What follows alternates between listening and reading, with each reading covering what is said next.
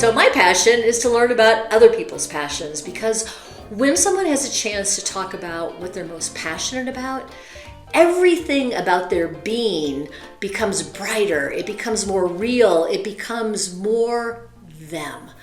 And I think that authenticity and that feeling alive and connected and present in the world is a thing I want to surround myself with all of the time.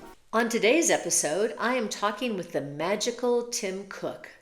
If you want to learn more about Tim, please go to janesplace.com, where you can learn more about him and his favorite comfort food. And one of the things at Jane's Place that we like to talk about is what people are passionate about. And the reason why I like to talk about passion is so many of our listeners are people that are kind of starting their careers and trying to find themselves. And what I found is when somebody talks about what they're most passionate about and starts to put their efforts towards that, and they become good at it, they become even more confidence in life and what they're doing. So this is why the whole topic of passion intrigues me so much, because I just love to hear what people like, where your heart's at and where you want to spend your time. So Tim, can I have a sip of wine? Yes, before you that should. answer comes out? In fact, this is the first Jane's Place that has been filmed with wine. So I'm so glad that you're the inaugural Pinot Noir drinker with me. That works good for me.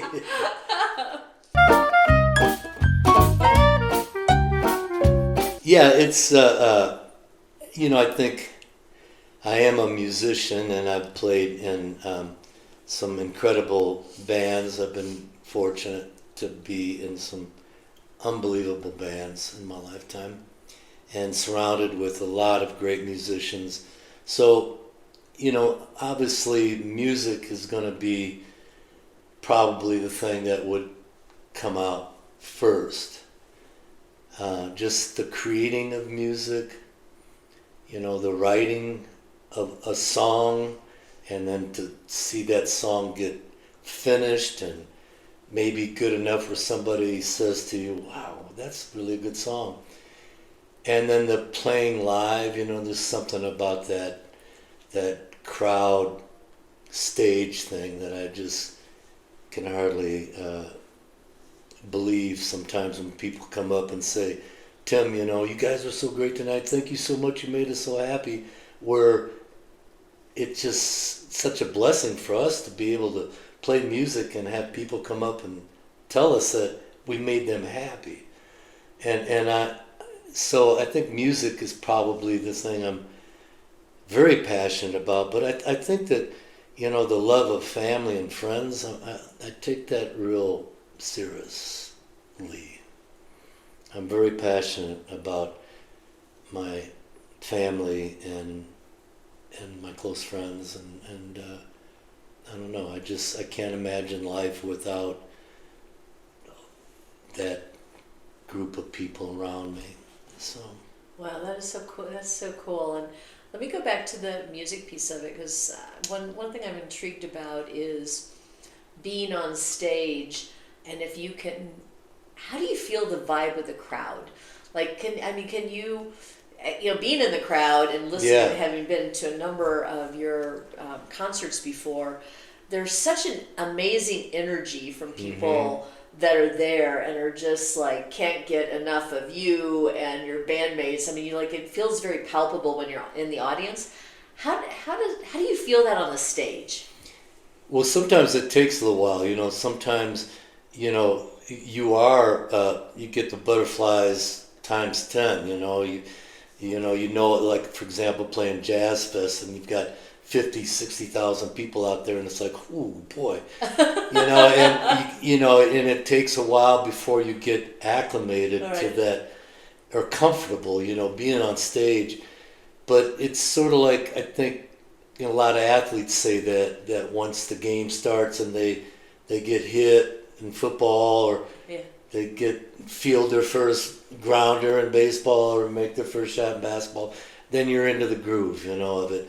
And same with music. And I think that for the crowd, sometimes you can just feel it. You just, especially if we hit on something like a song and the people, you can just look out there and they're just like looking at us, and depending on if they're diehard fans, a lot of them are singing along with us, and it's just, it's just, that feeds to us, and then we get more charged up, and then we give our best performance because of sometimes, the reaction we get from crowds, and then pretty much early in the set, if that crowd's going to be that crowd that motivates you to just dig in, and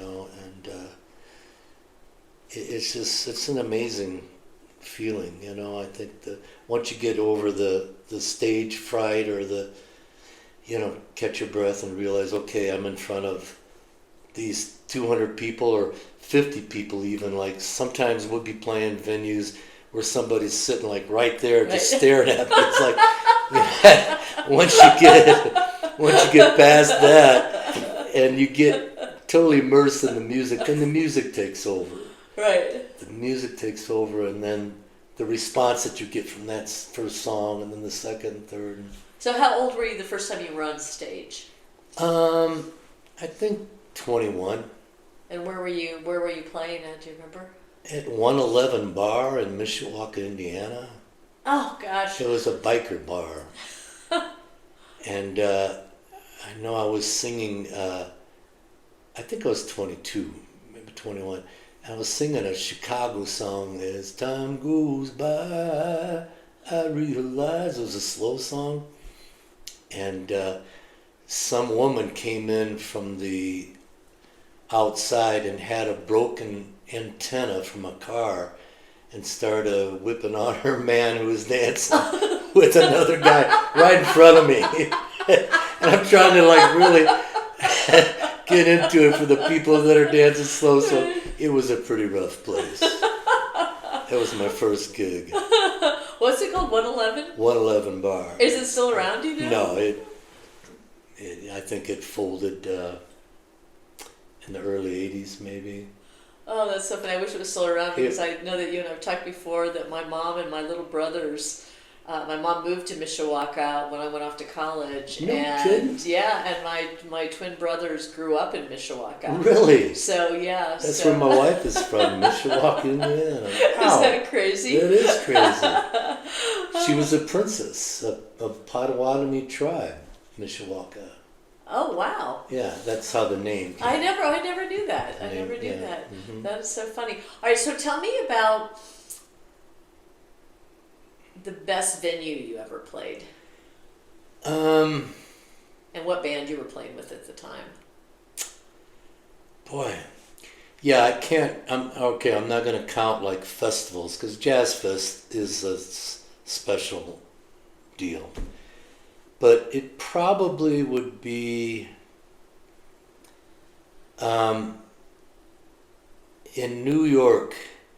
We played B.B. King's, and the fact that it was named B.B. King's, it was on Broadway and 6th Avenue there. Okay. So it was like right in the heart of.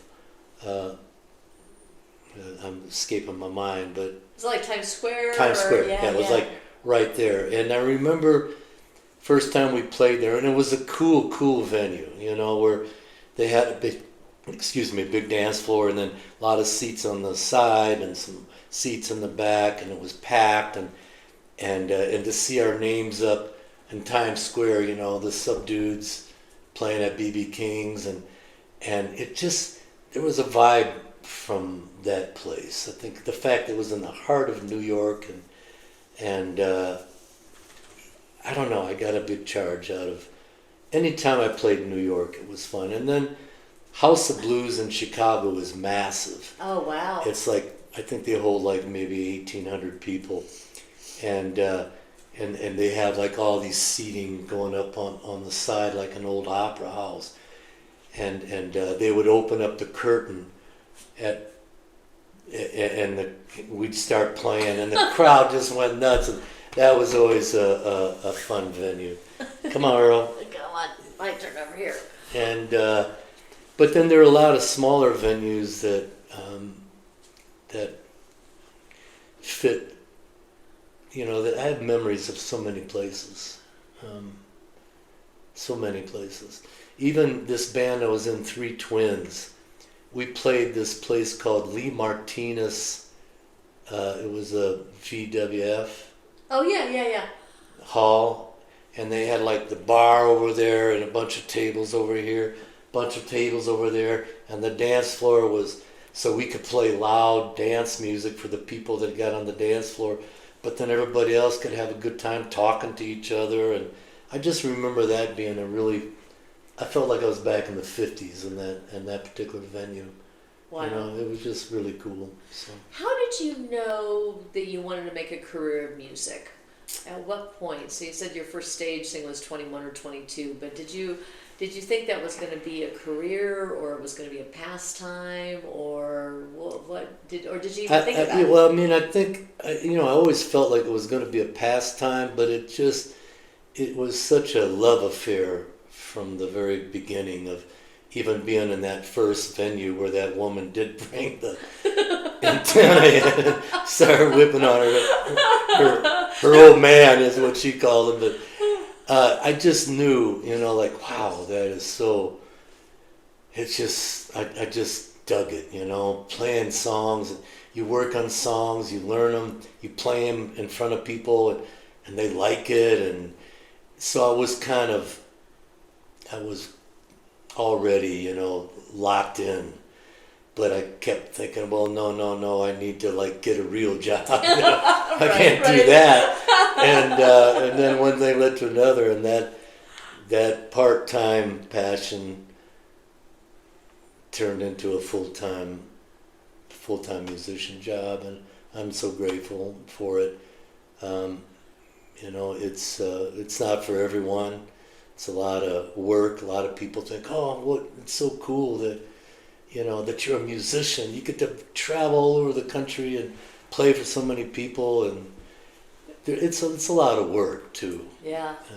And it doesn't always, pay all the bills, depending on where you are with it. Right. Unless you're U2 or Bruce Springsteen. So, but we had our moments, We had our moments, and that's the thing about that business. It is a roller coaster.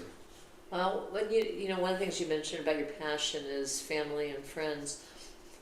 What did your parents think when you became a musician? What was your background in terms of what your dad or your mom had as a career? And because that seems like that might have been radical. Yeah, I think unfortunately I lost my dad when I was a little boy. Oh, I'm sorry.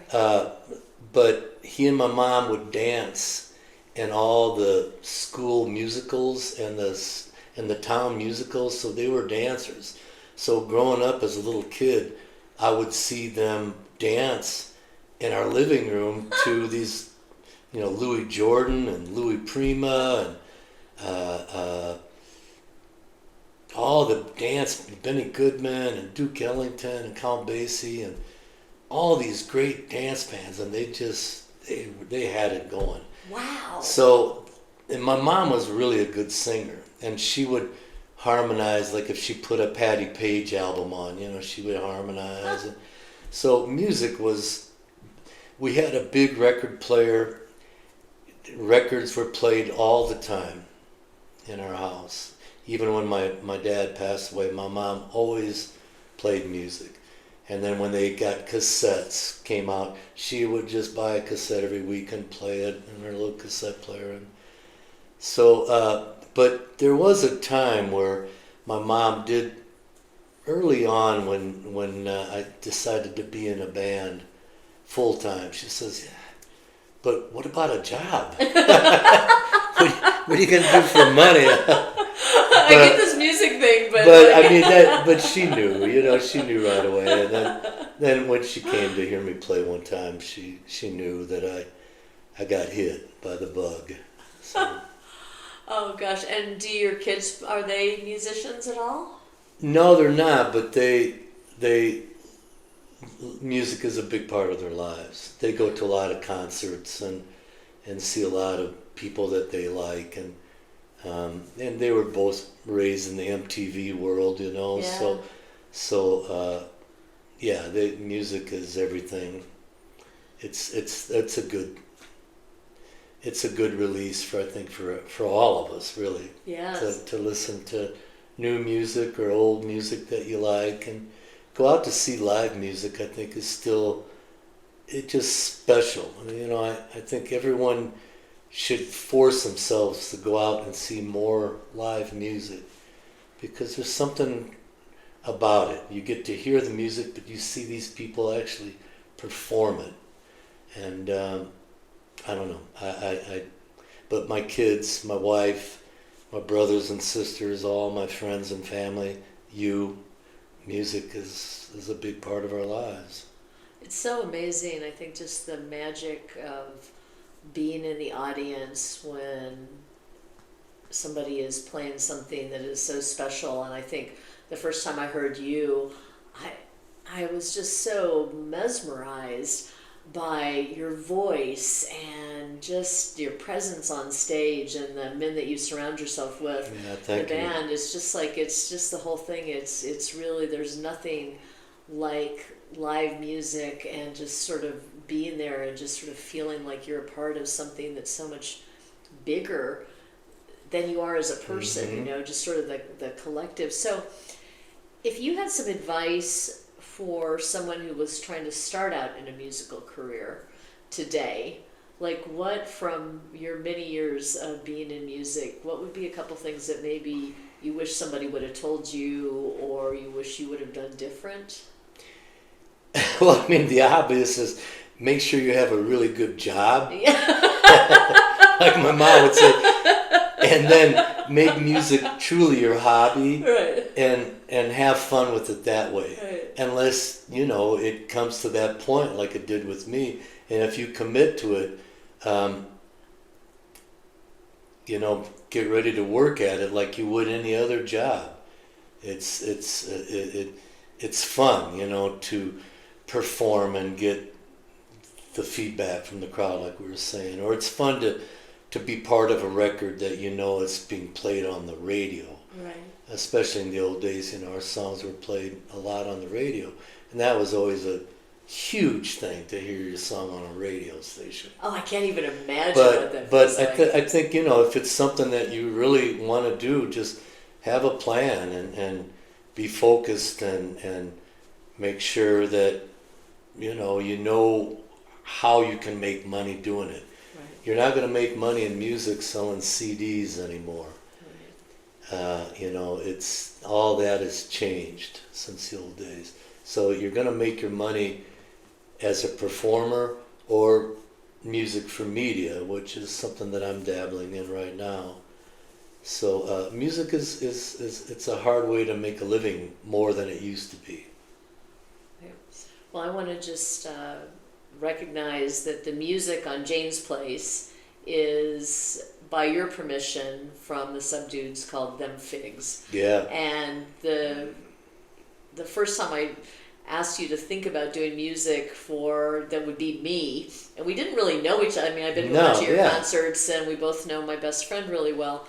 But the fact that you nailed it on the first try of what if I could play music, if I had music that represents me, that music is my music. Mm-hmm. And again, not necessarily music that I would go to a concert for on that particular one, but it almost says Jane Miller all over it. Yeah. I am so appreciative of that.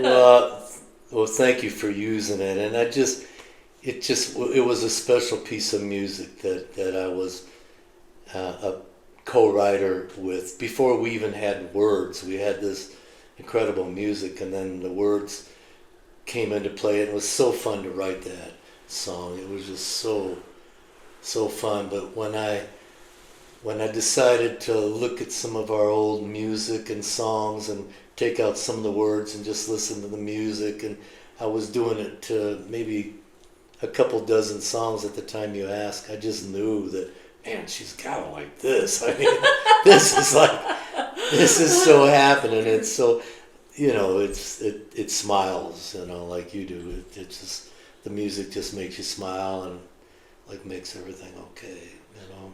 And how do people find out where you're playing next? Is there a good way to do that on a website or Facebook, or how do we know where you're at? Well, I don't do Facebook. I don't either. This space is so big, but you know, I'm not playing that much. But I just think the word of mouth, it'll get out there somehow. Great. Well, we will when we know. I'll let you know. Let me know, and then we'll just put it on my website so That'd be people great. can kind of come there to find Cool. out where you're at. Yeah. So, Tim, thank you so Thank much you, for Jane. sharing your time with us today and for holding Earl Oh, for most no, of it this was- discussion. It was great. Well, holding him all that time before the podcast. Congrats on finding Earl. Yeah. And you're lucky, Earl. Oh, she's lucky too. Yeah, exactly. It's a two-way street. Well, let's Yeah. finish up our wine. All right, What cool. do you think? Thanks, Jane. Thank you, Tim. All right. Cheers. Yeah, cheers to you. Thank you. First, I have to admit that I'm a total fangirl of Tim Cook and his music. His voice and his talent continue to inspire me. I have been trying to learn to play the guitar, and I am no good at it. I want to be, but I have not put the time in to get good, or in my case, even proficient. When I asked Tim about advice for new musicians, he said, "You need to put in the work and have a plan for how you will make money." So coming out of my discussion with Tim, I have two questions for myself and for you. The first one, are we willing to do the work to make our dreams come true? And the second, do we have a plan for how our passion can create a livelihood for us? Special thanks to Jane's Place fabulous producer, Aditi Joshi, who made my passion a reality. I am also so appreciative that the amazing musician, Tim Cook, provided the lively music from the Subdudes called Them Figs. This podcast was brought to you by Rudy's Bakery new gluten-free Sandoz with Justin's Nut Butter and from our friends at Naturally Colorado.